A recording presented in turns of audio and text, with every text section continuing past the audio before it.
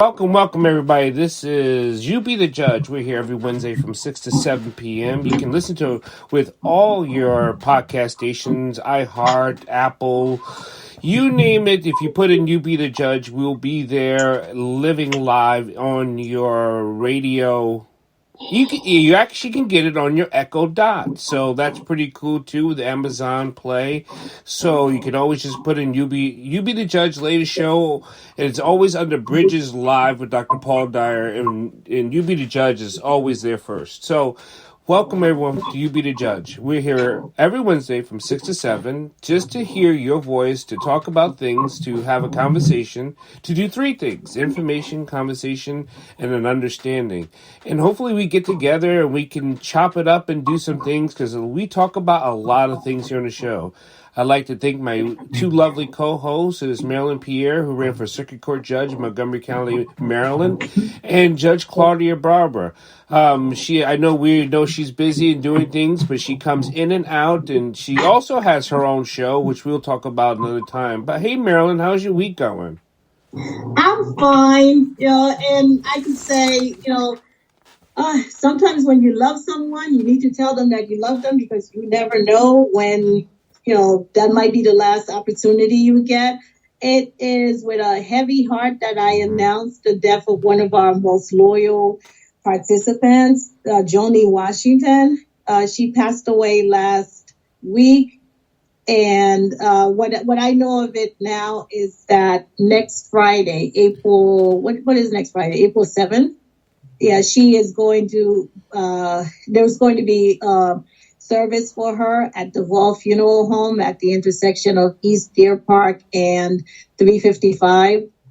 And I hope to get more information and we could pass it out. But she was a dear friend, and she was such a lovely person. Every time you spoke with her, she just brought out the best in you, and she was always interested in what you had to say. She was a great listener. She would be really, really missed.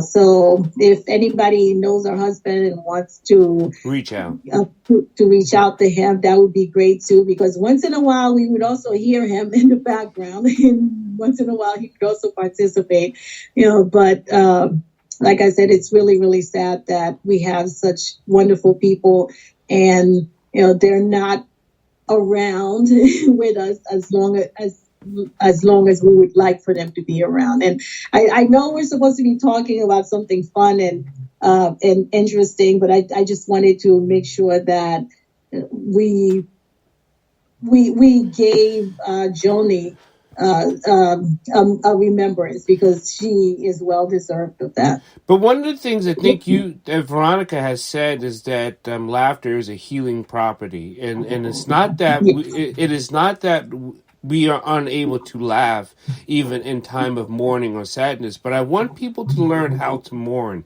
I don't think people have ever been taught how to mourn and to lose something and still be joyful about their life. And it's you and I have been in the military. Very few people have been in the military, but when people lose life because of ... or they lose a job, or they lose a person, they lose a loved one, it's only then we hear from other people to say, I'm sorry, or this or that. But you're right, Marylin. We don't say I love you enough to each other. We don't hug enough to each other. And it's not just you and I or close friends, but I think the world doesn't hug enough for each other. And I don't think the world talks to each other in kindness. But we've gone into that ad nauseum many times. But so please introduce Veronica for us. Well, thank you very much, and you're right. Exactly. Well, first of all, I have to say that Veronica needs no introduction. Well, especially not by me, because I would not be able to do her any service whatsoever. But I would like everyone to meet the great comedian Veronica, and she goes by Lady V. So Veronica Walden, here you go, Lady V. Hey, everybody. And I want to say that I really think that that Joni would really appreciate that because she loves to laugh, and I think we should do this in her. We were talking about her. Yes, we were. The other day when we were talking about the show. Yeah. And you were saying what a wonderful, giving, gracious, funny, yes, personable she's been from the moment. And my favorite thing you said about her, I don't know if you remember, no, was if you were sad or upset, yes, that's true. That's true. That she was the kind of person that would make you feel better in just a few moments. That's true. That's true. That is a gift. Yes, yes. That is a beautiful gift. That is a beautiful. She was such a beautiful person. If you have people in your lives who touch you in such small, important ways, I'm gonna, get on my soapbox before I get on my funny box. I really want you to reach out because I aspire to be that type of person. I've heard wonderful things about your friend, and I'm really sorry, and I'm honored and I'm blessed to be here to speak in memory of her. Right. Because I knew a lot of people like her, and those type of people need to hear it. Yes, that's true. Especially if they're serving so many others with their personality. So if you know somebody out there, you need to give a good shout out. Hey, I appreciate you. I love you. I want you to know that.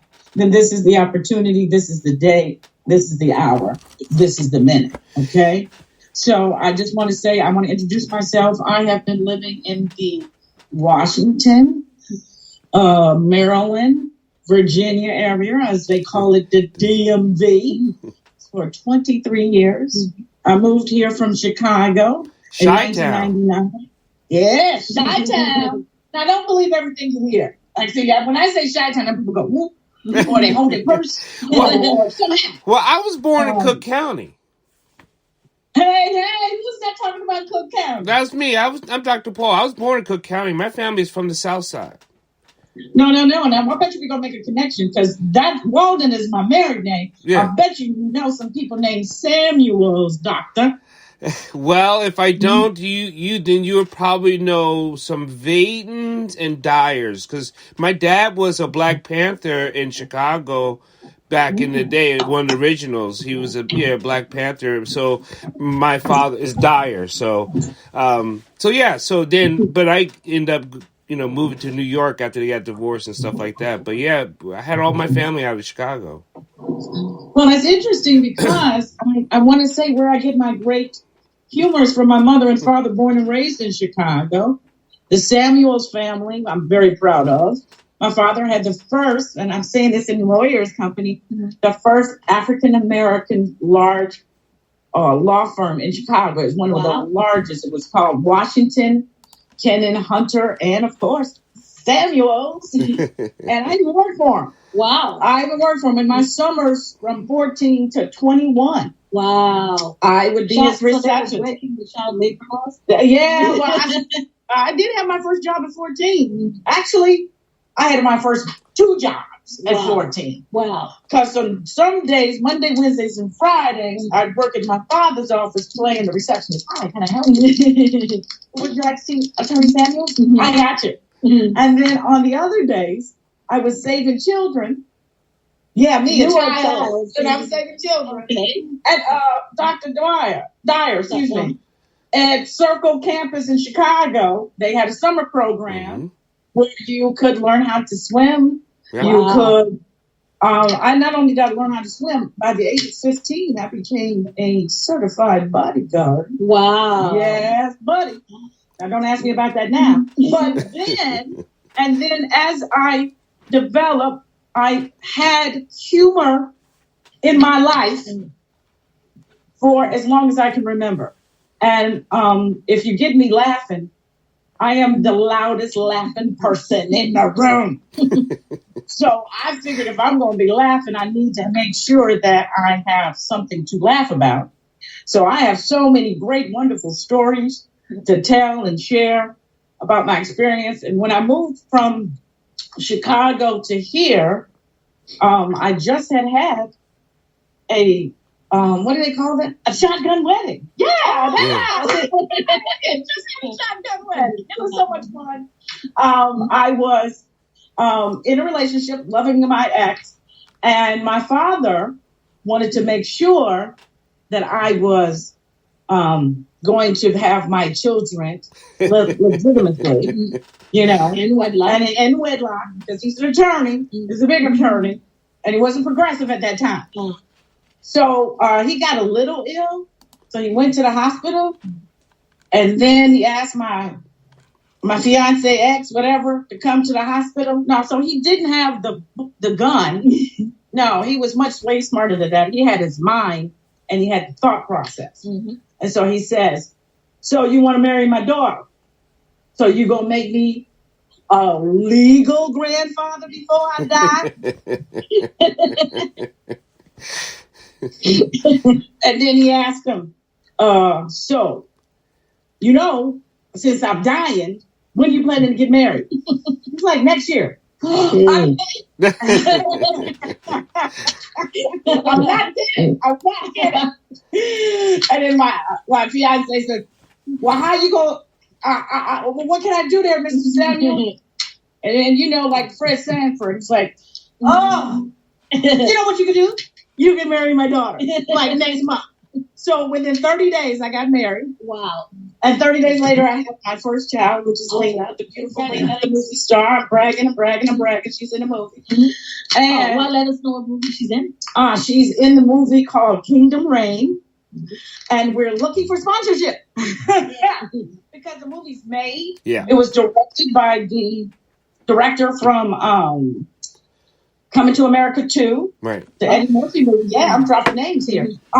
Eddie Murphy movie, Leslie, and that director. And so she's in the movie that's about Maryland people over there in Hyattsville during a very difficult time in the late 80s to 90s.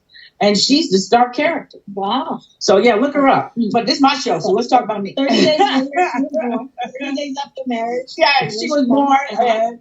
And then as I lived here in Maryland, I have to tell you, I want to complain. Because when my parents came to visit me, and we're from South Chicago, you know about this, Dr. Dyer. Everything has got lights on it, and we have sidewalks, and we have like regular stuff that back in 1999, Maryland did not have in Prince George's County. My father comes here, he visits, he's a legal grandfather, he's happy. You don't have to do that no more. And he's happy, and he says, I want to go to the store. Well, in a normal situations, you can go to the store by walking. Yeah. Not in Maryland. Not at that time. And not in 1999. They got more lights now, maybe two. Two more lights, because they had no lights. So they got two more lights now. Well, that was because that was rural area. Huh? That was considered to be rural. Yes, I didn't know that. I was living over there, in the quilt patch, cute little cubby hole or whatever. And so when we got here, my ex is from Philly, and we've both been living in the Midwest for the last 20 years. So we, this is getting used to this East Coast thing and this rural stuff. So my father starts to walk to the store in the daytime. 2 hours later, it's dark. Wow. And the store was nowhere close, but he said, I'm going to walk. I got comfortable shoes. We found him in the park, looking a little frustrated. I can't see. There's no lights here. There's no sidewalks here. I want to go back to Chicago where I can see. So I have to tell you that while he was here, he spoke to the representative about getting lights and lights and sidewalks. And I lived in that area for 3 years right before we left. They gave us some lights and sidewalks. Wow. And then I moved to Montgomery County, and I had such a wonderful time. I've been doing comedy for just a short period of time. I hope you can't tell that much. But I used to work in the music industry. I worked for Capitol Records. I worked for EMI Records. I worked for Mercury Records, a record company that was famous. I worked from even Perspective, Jimmy Jam, Terry Lewis, Michael Jackson, even was able to be at the video, Michael Jackson, Michael Jordan.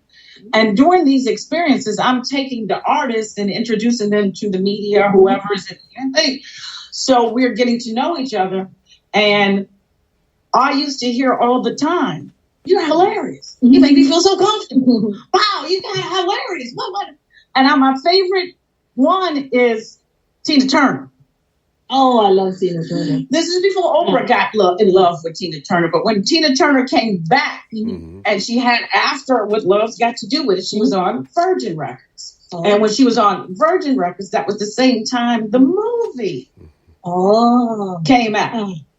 So when she was traveling to Chicago, and my favorite story to tell everyone is she doesn't travel with security. Really? What? Wow. What?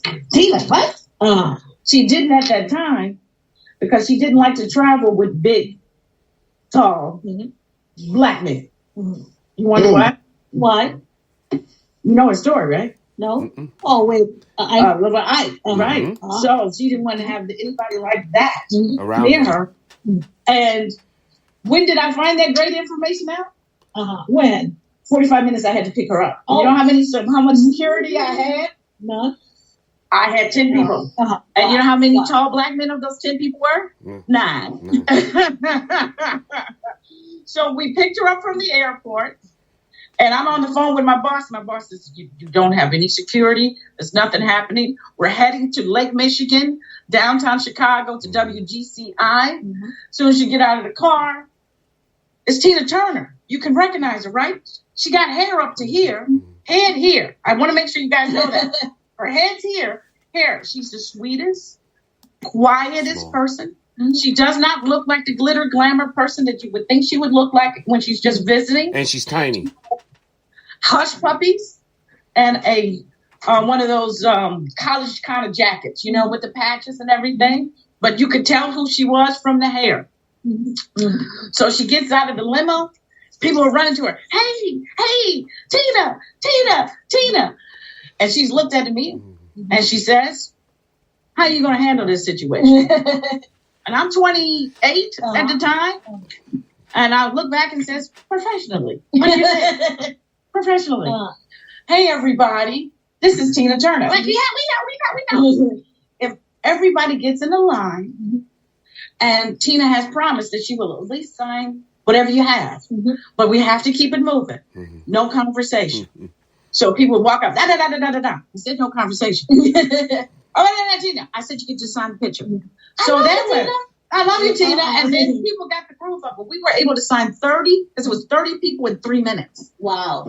She was able to sign 30 autographs.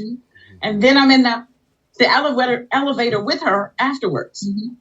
And she said, you know what? Because she's very quiet. She does not talk much. When she does, it's like, what's that commercial when they talk and everybody listens? Well, that's Tina Turner. Okay. And she says very quietly, you handled that perfectly. Oh, we don't need security. I got you in your mouth.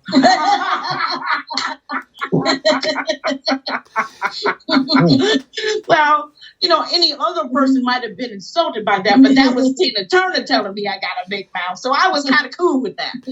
But those are the kind of stories that I like to tell. I'm also a mother of an autistic adult young person in Montgomery County. When she was first diagnosed, before she was diagnosed, everybody knows the story of the autistic children. They're fine. Then something happens, and then they're not. And that's what happened to her around 3.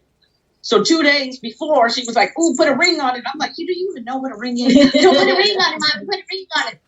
And then 3 days later, I touch her. She doesn't even want to touch. She screams. So I see she's can't talk anymore.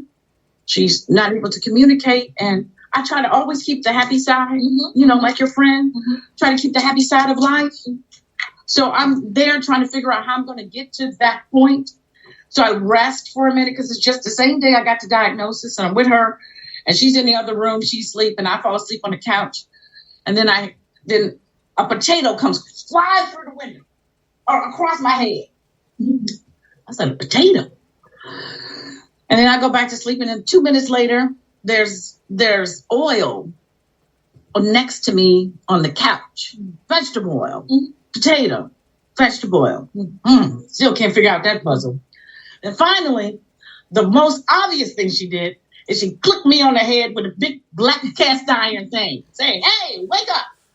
And she just hit me, and I put the 3 items together because I always made French fries for her. So at that moment, when she hit me in the head with the cast iron. Hit me in the head with the potato, and then she put the vegetable oil. So she had been watching me and whatever, and she knew not to touch a knife, by the way. I knew then there was hope, because there she was finding a way to communicate with me. She broke my glasses, but that's okay, because she communicated with me, and from that moment, I've been with God and been having hope and been making the whole thing about her funny. When we would go out, because she was autistic and she would make a lot of noise, and people would turn and stare. I'd be like, yeah, she got your attention. She would try to get you to turn around and say hi. Hey, how you doing? And they go, okay. Hey, Miss Veronica, one of the things I do is work with nonverbals. Say that again? I work with nonverbals. You do? So you know. Yeah, I do. You know, and you know that these young people are smart. Mm-hmm. They are clever, and they can probably understand everything that you say, correct? Correct. The one thing one thing, it's almost like I tell it's for me, it's like going into a foreign country. I'm going to learn your language.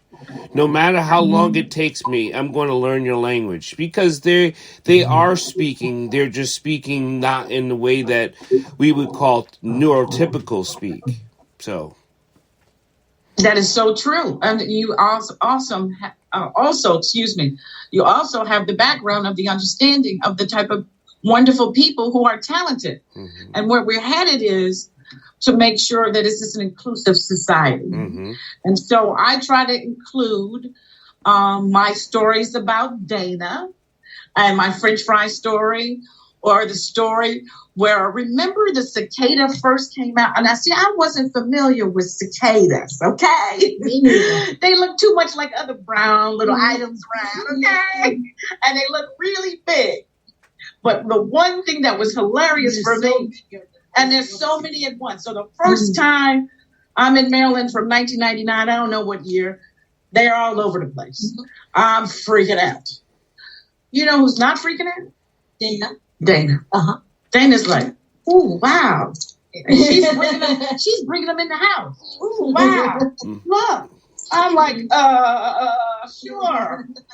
Where are you going with those? And I got jars and things right behind her. And she's just patting it and, oh, look.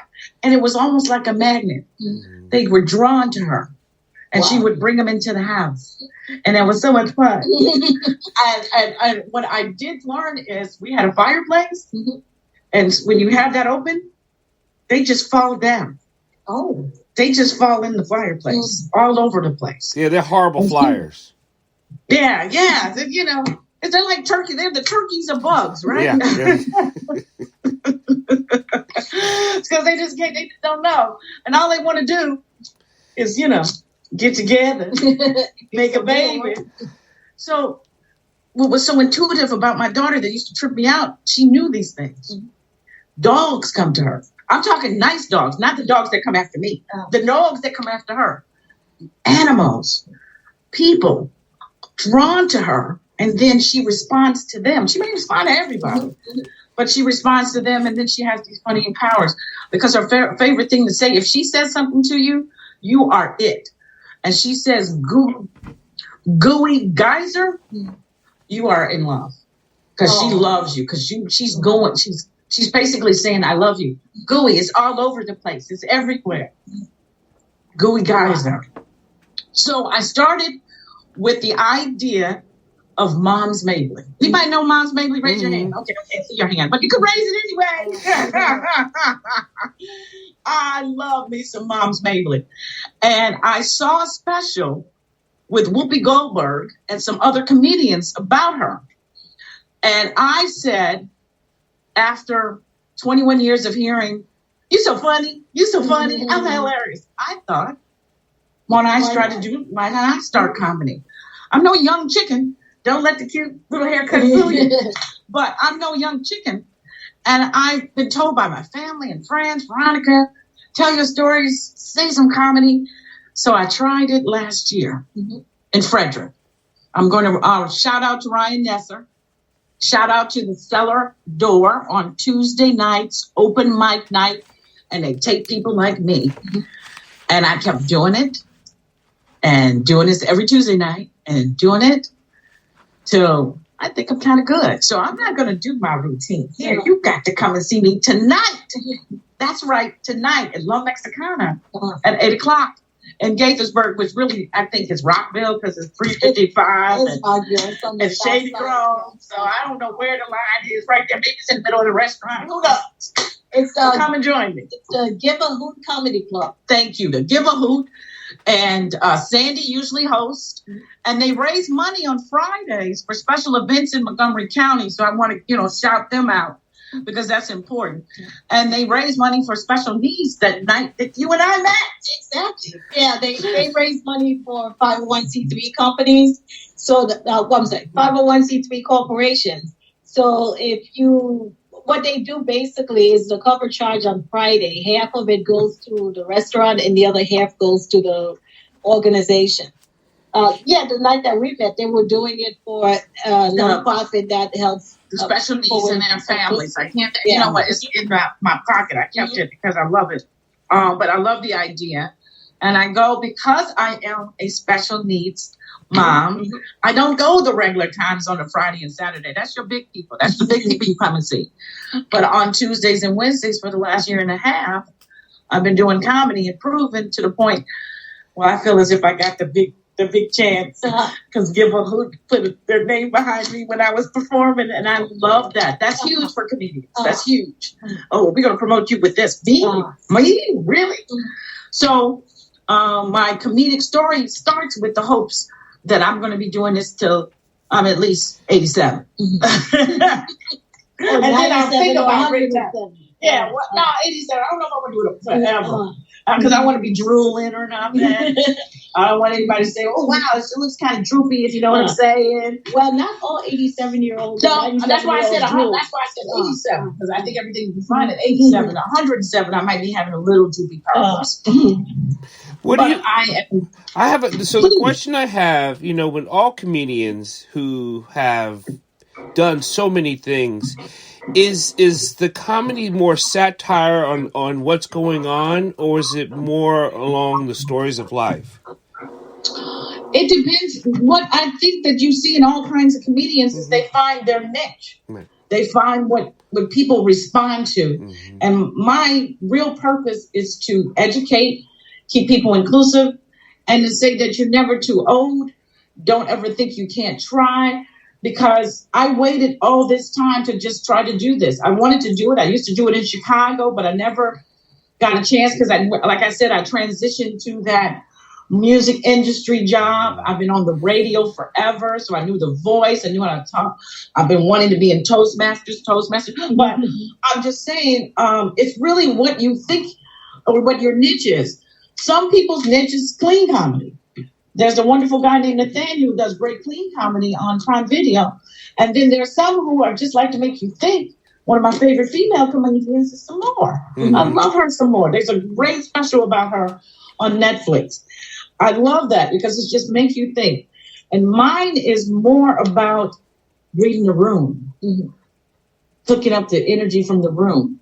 And I usually have some energy or materials prepared, but I like to read the room and see what I can do. And yes, I have done things. I even set a heckler down. Don't mess with me. That must have been fun. Oh, yeah. I kept saying, well, you going to come up here and talk. Don't do over there. Come on up here. Otherwise, shut up.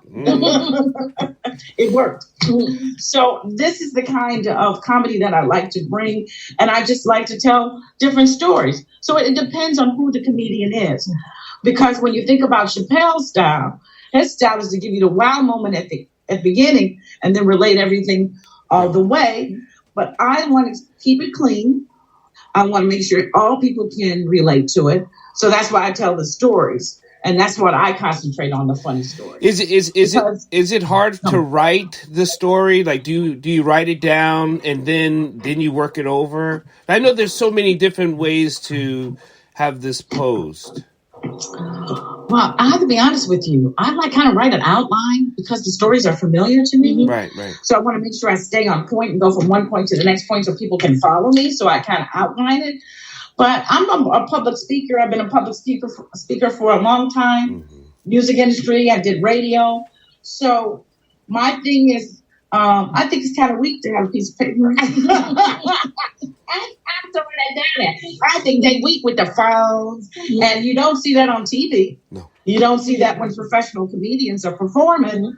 So I'm already trying to put myself at a higher bar when I perform, and do it from an outline that I see in the car. I don't take in the restaurant or wherever I'm performing. And then I work from there. And I usually do a 3-step. I'm a 3-step person.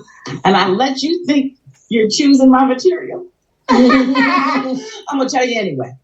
So that's how I work. 3 steps, read the room, outline, and then I put in my outline the times I'm going to mess with people in the audience. And I was watching a favorite thing to watch and during the day is the Let's Make a Deal. Really? Yeah. They are hilarious. And they come up with songs and do a lot of improv and a lot of stuff like that. So I try to find the humor in life of the day. And today we're not doing a lot of humor because of all the circumstances. So I want to bring out a little lightness or a little fun or something that would remind you of the time that you were laughing. And I hope that I can do that for you. But I really like to have that done in person. It's easier. That's why I wanted to come in here, is to feel the energy of the room. But that's how I plan it. I think it's kind of weak. I have a piece of paper there, doctor. You don't get your book in there when you're talking to patients or anything, right? No. You don't see the doctor with the manual going, okay, so I cut where, who, what? You don't do that. So I want to make sure that I'm giving you that level of comedy, even though it may be just in your local restaurant. And I love it that you say that you are a clean comedian. Yes. Anybody could come and see your show. Because sometimes I know I'm laughing, but the use of the N-word so generously by some comedians, just like, oh my gosh, it's like we're telling the rappers not to use it, but it's the in comedians conversation. are just like, oh gosh, could you please? I think about when I would be sitting around with my family. Would I be saying that sitting around with my family? Yeah. No. I wouldn't. No, I always believe in respecting my elders. I love my elders. And they were hilarious without ever cursing. Yes. So that's why I feel that, and no negative connotations. I try to, like I said, keep it clean. But I'm going to keep it clean for my career. Even though Mom Mabley was a little racy, I might change my mind when I turn 75. But for now, I'm going to keep it clean. Why do you like Mom's Mobley so much? I mean, I thought she was hilarious as well, but because she was just talking about regular stuff for old lady, right? Yeah, she was just talking. She would just talk about, I ain't gonna do that. I ain't gonna do that. She would just talk like a regular person. And what I find in this world of social media, I'm a star. I want to be a star. That's not what I'm trying to do. I just want to uplift and laugh. That's what I want to do. Oh, that's wonderful. That's wonderful. And that's what she did. I love that. That's what she did. And she did it for a long time. And that's what I wanted to do. Well, I hope that you have the opportunity because you make me laugh. And I really appreciate that. I really appreciate you laughing. That confirms that I'm kind of funny. and I think it's especially interesting because they talk about how when there's an otherwise able person in the house, especially a child, how difficult it is for parents. They talk about the rates of depression for the parent. They talk about the rate of divorce and all of these things. I did check that box. Yeah. I checked that box. I didn't check the depression box, but I did check the divorce box. Yeah, but you managed to keep yourself up and laughing and in spite of. I dealt with a lot of when she was growing up. It was like a point of view, a perspective that I had never seen in people. And I've always loved people. I always have asked, wow, God, you are pretty amazing. You like that person? And that person? And so I always try to aspire to do that. And with raising Dana, I was part of a study at, what do they call that? John Hopkins. because I was one of the parents, when they had a group of parents who asked, what was your reaction when you were diagnosed? And I said, wow. I said, God got some serious plans for me. Mm-hmm. And everybody kind of looked. It was like, you didn't get depressed? Uh-huh. No, I had to process it. I'm the kind of person, I want to process what it is, and I want to research, I want to read, I want to do everything about it. And I didn't see the gloomy part of it. And the reason I wanted to perform comedy, I can't say it again, is because I wanted to talk about those experiences to let people know what we are dealing with. And it's not all bad. And the one thing that I love about being a special needs parent is with any young adult or any child that you have, they're going to surprise you. They're going to surprise you. And that's what I loved about it. This whole situation surprised me. I'm not going to get depressed. It's an opportunity to have, I'm not the one who has it. I don't want her to feel like she's missing out on anything. So I had to just persevere. You've heard that word from another prominent Black woman. Not saying I am, but I had to persevere. And it's been challenging. And I want to shout out to Montgomery County. I'm going to be real with this. Mm-hmm. Montgomery County has one of the best programs in the country for autism. Oh, really? It's very hard to get on the list for the waiver. It took us 10 years. Mm-hmm. Wow. So I did a lot. I did a lot on my own.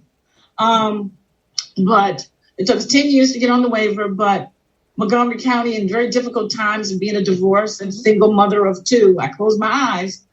It was very difficult, but Montgomery County, they took care of us. But how do they expect a family to go through 10 years without the services that you need? Because there's that many children waiting for services. Well, then shouldn't we allocate more funds so we can get more people? I think I'm talking about this on my comedy show. Oh, okay. Wink, wink. I want to bring more awareness to this problem, and especially for minorities.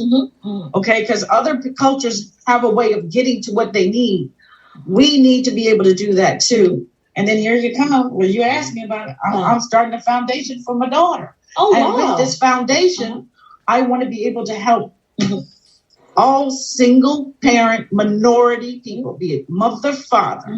Because when you're in a unit, you have the other person to depend on, to lean on, to talk to say, oh, man, that was tough. Or, oh, wow, that was great. Single parents don't have that. And a special needs parent needs that. Oh, wow. So if I could start it with comedy and end it with support, that's what I want to do. And I believe that's what got me through it. Yes. And you know, when I tell people, and I tell them I hear about stories after the shows, I get other parents or the siblings, because most of the time the parents can't come out. Siblings of the special needs saying, oh my God, I can't wait to tell my mother. Oh, I can't wait to tell my father you're out here. Because some people think that that's the end of their life and they can't have it. And I want to show them that that's not the case. Wow. And I really feel strongly about that, because there wasn't times that I wasn't laughing when I was going into Old Navy and my daughter got caught in the stroller, and she didn't want anybody to touch her, so she couldn't pull her out. So she kept screaming. And I'll never forget this guy. Maybe he's listening. But I was there with my other daughter, and I was about to be overwhelmed. And he just took her out, handed her to me, and turned around. You guys should be ashamed of yourselves. This woman needed some help, and all you're doing is looking at her instead of helping her. And walked out. Walked out. I was like, wait a minute, Superman. Where you going? Captain America? I need you. But that moment was life-changing, because I knew there was somebody else out there understanding my plight. So the more we're out in public, we don't want to hide. We want to take them out there. And if I got to talk about the comedy and talk about it that way, then I'll talk about it that way. There's several things. Most people who listen to the show or heard the show, and you're new to our show, welcome to our show. Thank you for coming on You Be the Judge. Is that I'm autistic, and then I have children who are special needs and autistic. But when one of my daughters was actually 2, she would scream and yell because of sound and color. But when I was in the store, I had the police come and almost arrest me until I had to call my wife, because because she was screaming and yelling. She didn't want me to touch her and pick her up. And no one could touch her and pick her up. So they're like, if this was your daughter, then why is she screaming? So that's what I got. Wow. See what I mean by the education of just, these are police officers who should be educated on this kind of stuff. We're getting too serious, but that's why we're having so many different cases because of this mental health issue. But I feel your pain because I would go to the movies. We would try to have activities. And Dana loves a Disney movie. Oh, she loves Dora. She loves, so we went to try to see a Disney movie. And of course, there's other kids there making noise, throwing popcorn, doing their thing. But they come over to Dana and I saying that Dana's too loud. How's she too loud? Well, she's screaming. Well, she's excited to see Toy Story. What are you talking about? Oh. And they ask us to leave. Oh. Because we're too loud or we're louder than the other kids. So experiences like that are painful. And I just want to bring them out and make them fun. Because the way we walked out, thank you, my dear. The way we walked out, thank you. We're like, okay, why is this happening? We're like the unwanted toy. Yes. Is there an echo? Sorry. Oh, there shouldn't be any now. You hear? Mm-hmm. Okay, good. Oh, that's good because I think we finally got this work. We had some technical difficulties, but y'all didn't know. We were good about it. You couldn't tell. We had some technical difficulties and we got it together. So, is there any other questions? How was it on your other daughter? Because having a sibling who is that's too high. Yeah, because I had dealings with that too, where the siblings sometimes they feel left out because so much care is needed for the other sibling. And I was blessed because there was a period in time that her sister was a little jealous of the attention she was getting. Mm-hmm. But not only just jealous, she was embarrassed. Yes. Oh, teenagers and embarrassed about everything. Mm-hmm. And I had to understand, let her make her understand and show her there's nothing to be embarrassed about. No. That this is your sister. Mm-hmm. You love her.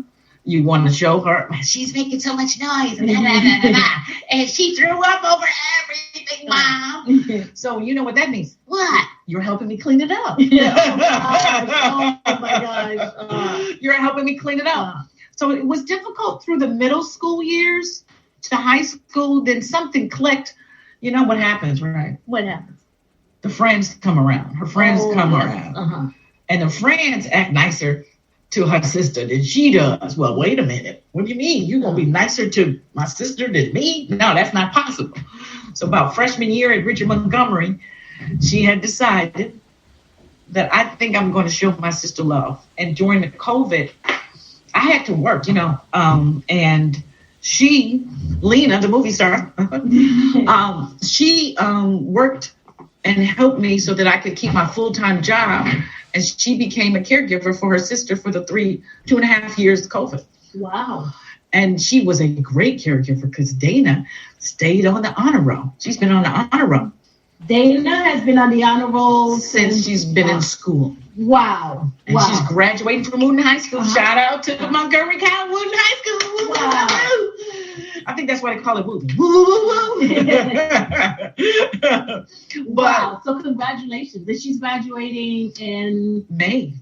Okay, great. She'll walk across that stage like her sister did. Of course she is. Oh, that was one of the things I wanted to make sure. She's getting her cap and gown. We're so excited.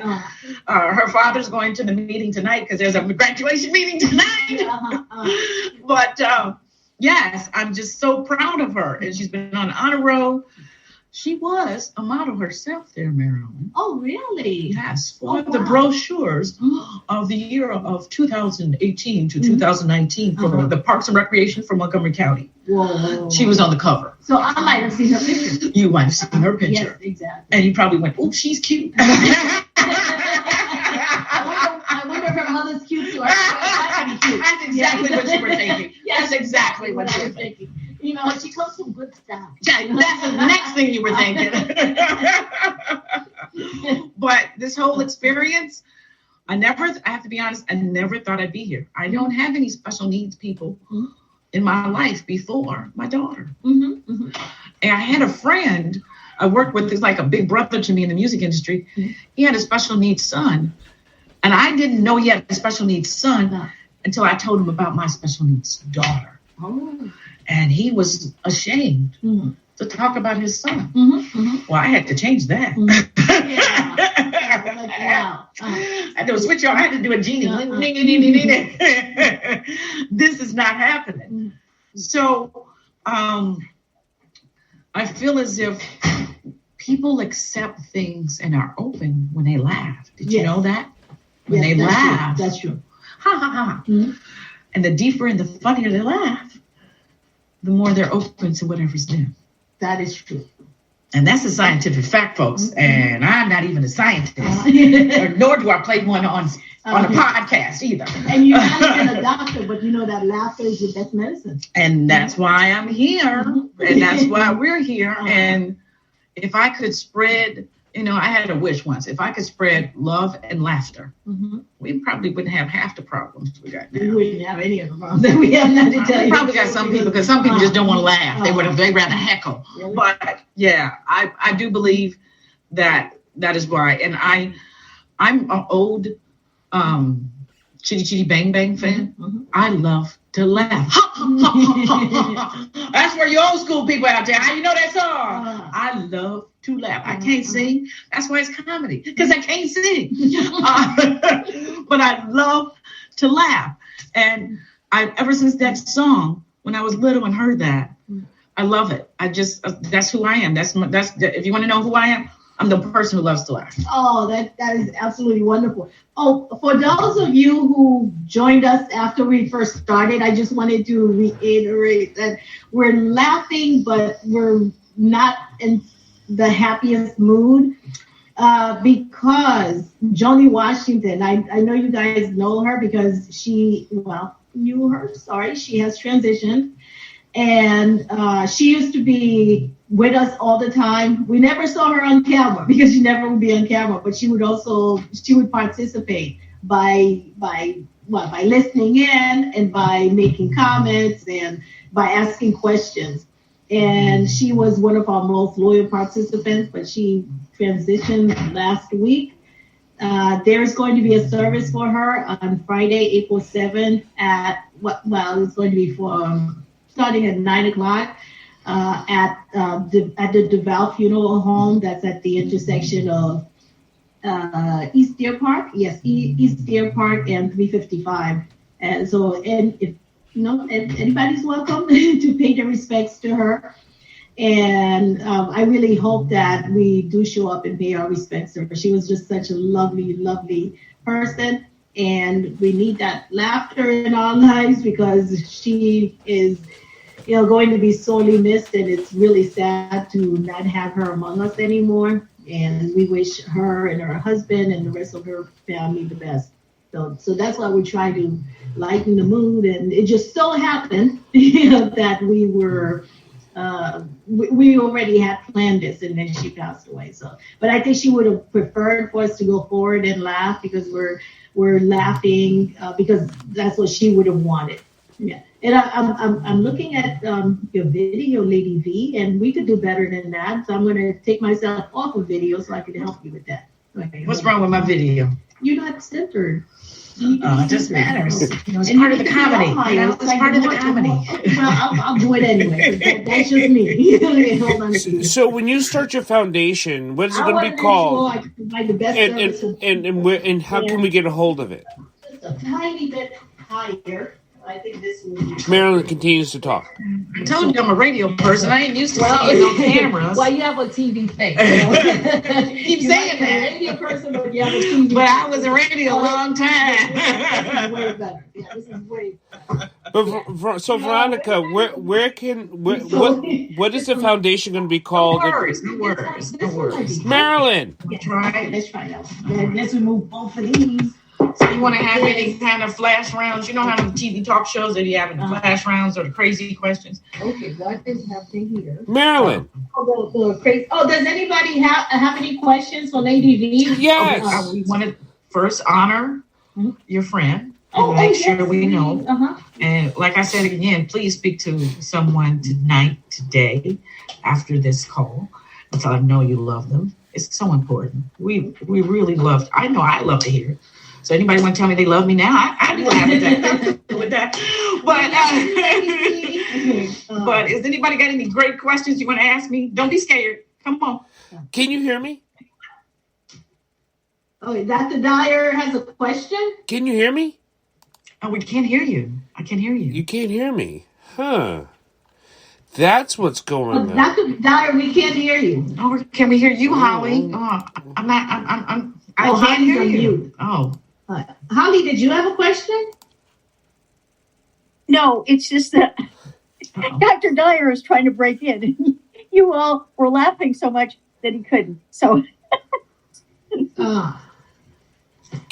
Did you hear I have a question. Laughing so much. Why can't we hear her from your? We can't hear her. Able to hear her from your? That's okay. Okay, let's see. Just continue laughing. I like that. Thank you. And then somebody else who has a question. What am I doing? Let me see if I can just get in your. Yeah, get my space. Get in my space. Make it look better. Why? Like, can't make you look better. You're so beautiful. I mean, really, some people.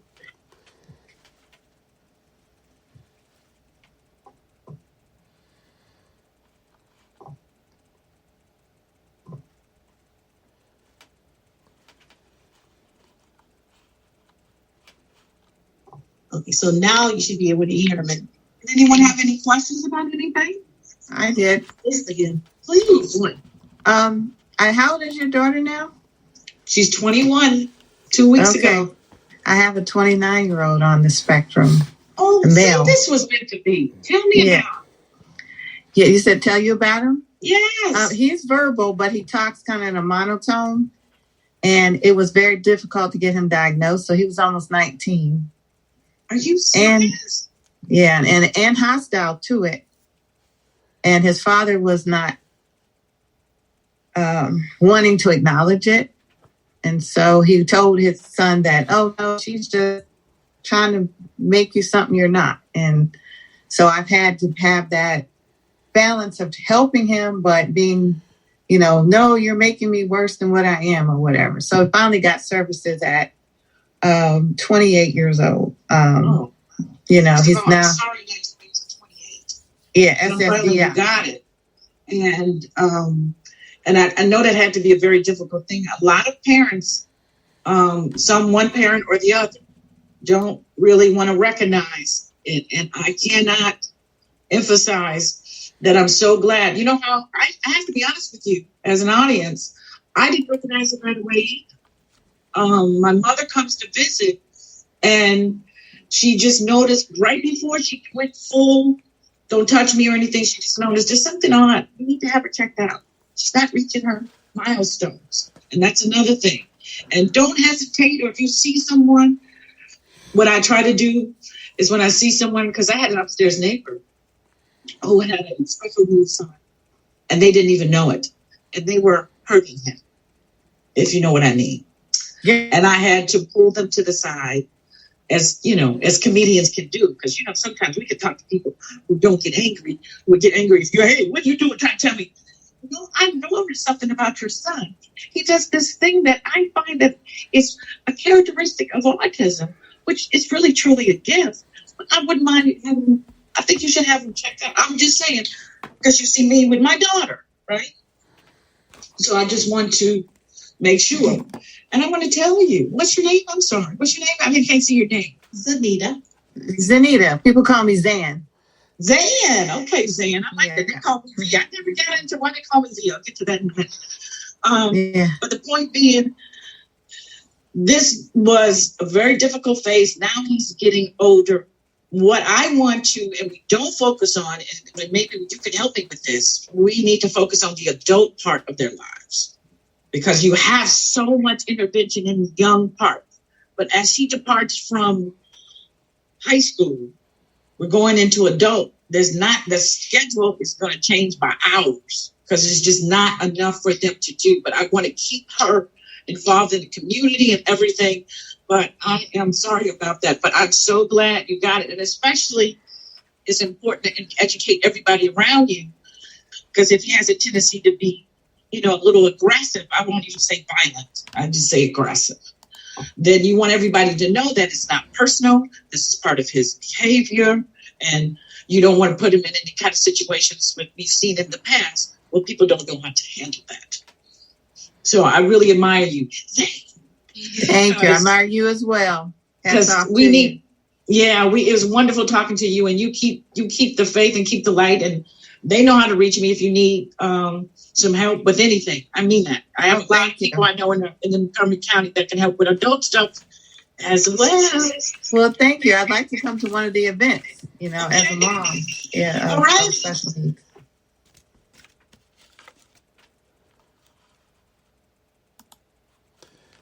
Well, we are having a grand time here at You Be the Judge. And can you all hear me? Great. So where can we see or get in touch with your foundation? Well, now you're...